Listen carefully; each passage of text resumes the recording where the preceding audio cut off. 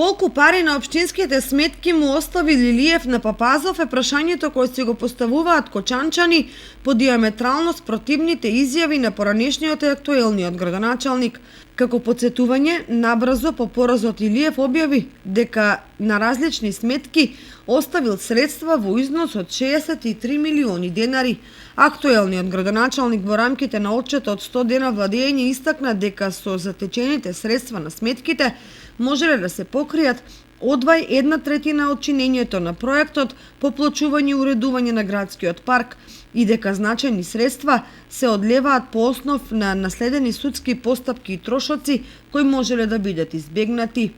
Во меѓувреме, во реакција по отчетот на Папазов, општинската организација на СДСМ потсети и објави дека тој наследил 63 милиони денари и 23 проекти во фаза на реализација вредни 300 милиони денари, посочувајќи му дека не се негови и дека требало да се пофали со некој сопствен.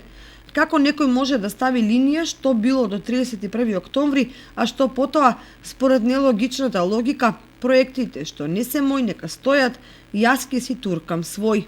На ваквите јавни полемики наметнуваат бројни прашања околу функционирањето на локалната самоуправа и на градоначалниците, претходни и сегашни, особено од временски аспект, бидејќи, како во случајов, се лоцирани во 100 дена, обременети со пандемија, зимски услови и ограничена комуникација на две различни опции на локално и централно ниво.